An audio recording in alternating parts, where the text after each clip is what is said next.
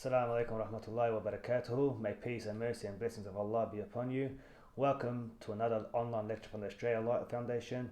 Today, inshallah, we'll bring from the first addendum to the 24th letter from the Risale-i Nur Collection, authored by Ustad Bediuzzaman Said Nursi. Bismihi wa min shayyin illa yusabbihu bihamdi. In his name be he glorified, and there is nothing but it glorifies him with praise. Bismillah ar-Rahman ar-Rahim. In the name of Allah, the Merciful, the Compassionate. Say, no importance would your sustainer attach to you, were it not for your supplication. That's Surah Al-Furqan, verse 77. Listen now to 5 points concerning this verse. The first point, supplication, dua, is a mighty mystery of worship. Indeed, it is as though the spirit of worship. As we have mentioned in many places, supplication is of 3 sorts. The first sort of supplication. This is the tongue of latent ability. Through it, all seeds and grains supplicate the all-wise Creator, saying, make us grow, make our tiny truth sprout, and transform us into the mighty reality of a tree, so that we may display the elaborate embroideries of your names. Another sort of supplication through the tongue of latent ability is this. The gathering together of causes is a supplication for the creation of the effect. That is to say, the causes take up a position whereby they resemble a tongue of disposition, through which they beseech the effect from the all-powerful One of glory. For example, water, heat, earth, and light take up positions around the seed, and their doing this constitutes a tongue of supplication which says, O our Creator, make this seed into a tree. For the tree, a wonderful miracle of power, cannot be attributed to those unconscious, lifeless, simple substances. That would be impossible. This means that the coming together of causes is a sort of supplication. The second sort of dua, supplication. This is through the tongue of innate need. It is a supplication made by all living creatures to the all-compassionate Creator, to give them the things they need and desire, which are beyond their power and will, from unexpected places at the appropriate time. For an all-wise and compassionate One sends them all these things at the right time, from places they do not know. They are beyond their reach. That is to say, the bestowal is the result of supplication. In short, all that rises to the divine court from the universe is a supplication. Those things that are causes seek the effects from Allah. The third sort of supplication. This is a supplication of conscious beings, which arises from need. It is of 2 kinds. If it is made at the time of desperate need, or is completely conformable with innate need, or if it is close to the tongue of latent ability, or is made with the tongue of a pure, sincere heart, this supplication is virtually always acceptable. The greater part of human progress and most discoveries are the result of this sort of supplication. For the things they call the wonders of civilization and the matters and discoveries they take pride in are the result of what is in effect supplication. They were asked for with a sincere tongue of latent ability, and so were given. So long as there is nothing preventing them and they are conformable with conditions, supplications made through the tongue of latent ability and innate need are always acceptable. The second kind, this is the well-known supplication, and it too is of 2 kinds. One is by action and the other by word. For example, plowing or cultivating is supplication by action. It is not seeking the sustenance from the earth.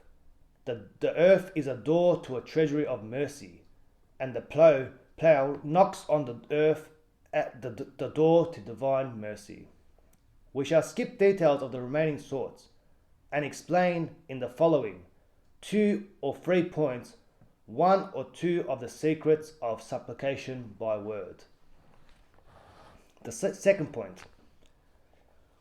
Supplication has a powerful effect. It almost always yields results. Indeed, its results are continuous, especially if it gains universality and is constant.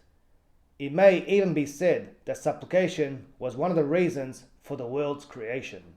That is to say, the supplication of chiefly mankind, and of them principally the Islamic world, and mainly the sublime supplication of Muhammad ﷺ, were a cause of the universe's creation. That is to say, the creator of the world knew that in the future Muhammad ﷺ would ask for eternal happiness and for a manifestation of the divine names in the name of mankind. Indeed, on account of all beings. And He, Allah, accepted the future supplication and created the universe. Since supplication possesses this great importance and capacity, is it at all possible that the supplications offered all the time for 1,350 years and by 300 million of mankind, and now it's over 1,400 years and 1.8 billion of mankind, and by uncountable numbers of blessed beings from among man, jinn, angels and spirit, being for the bestowal of supreme divine mercy and eternal happiness on the person of Muhammad ﷺ, and for the accomplishment of their aims, would not be accepted?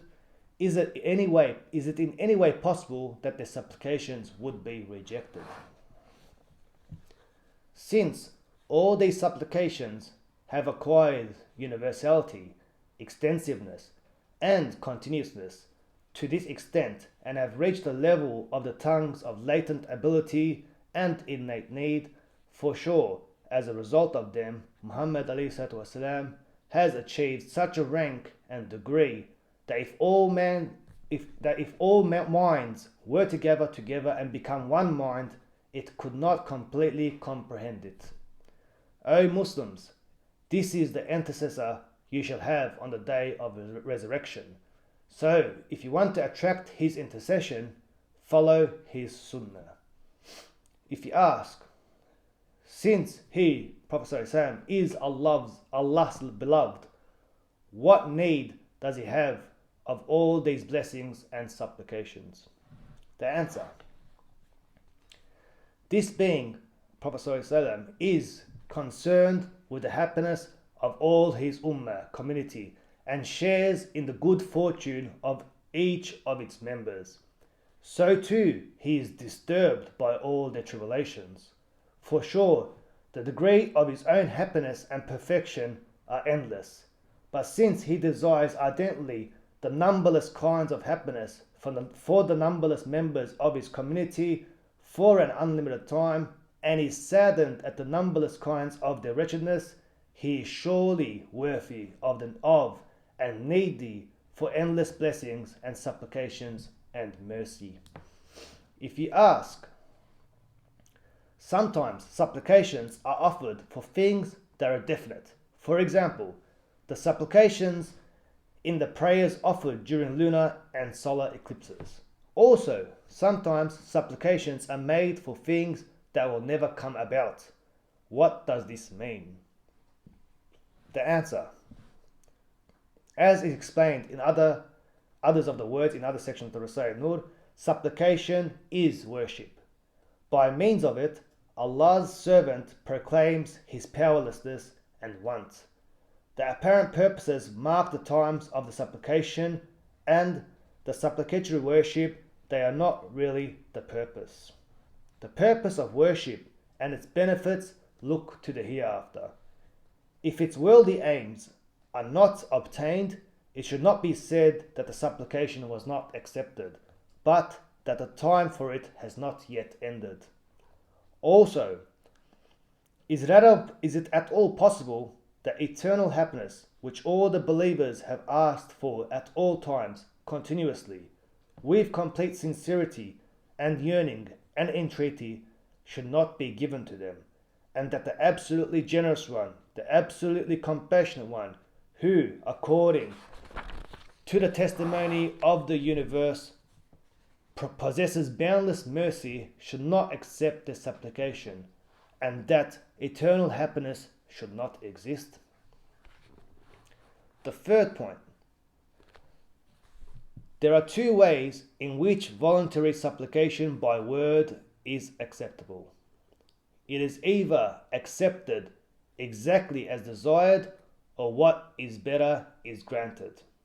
For example, someone asks for a son and Almighty Allah bestows a daughter like Maryam alayhi salam. One should not say that his supplication was not accepted, but that it was accepted in a better way. Also, sometimes a person makes supplication for his happiness in this world, and it is accepted for the hereafter. One should not say his supplication was rejected, but that it was accepted in a better form. Similarly, Almighty Allah is all-wise. We seek from Him and He responds to us, but He deals with us in accordance with His wisdom. A sick person should not cast aspersions on his doctor's wisdom.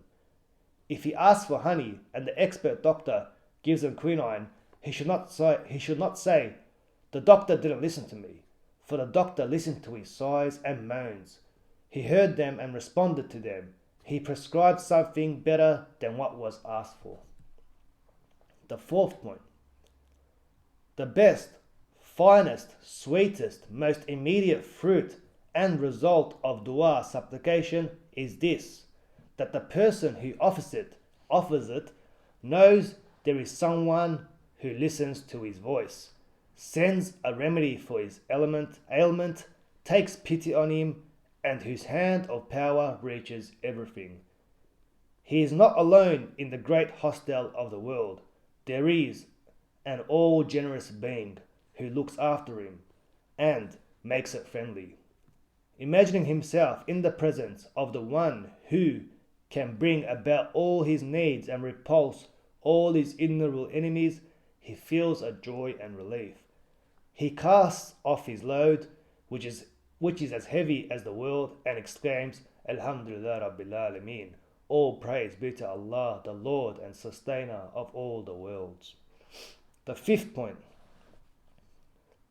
Supplication, dua, is the spirit of worship and results from sincere iman, belief. For the person who makes supplication shows that there is someone who rules the whole universe, saying, Allah knows the least significant things about me, can bring about my farthest aims, who sees every circumstance of mine and hears my voice. He hears the voice of all beings, and Allah hears my voice too. He does all these things, so I await my smallest needs from Him too. I ask Allah Him for them. See the extensive, sincere belief in Allah's unity that supplication gives, and the sweetness and purity of the light of belief that it shows. Understand the meaning of the verse in Surah Al-Furqan. Say, no importance would your sustainer attach to you were it not for your supplication. Listen to the decree in Surah Ghafir. And your sustainer says, call on me, I shall answer you. As the saying goes, if I had not wanted to give, I would not have given wanting. Glory be unto you. We have no knowledge, save that which you have taught us. Indeed, you are all-knowing, all-wise. O Allah, grant best blessings to our Master Muhammad ﷺ, from pre-eternity to post-eternity, to the number of things present in divine knowledge, and to his family and companions. Grant them peace and preserve us from harm, and preserve our religion. Ameen. Alhamdulillah Rabbil Alameen. Al-Fatiha.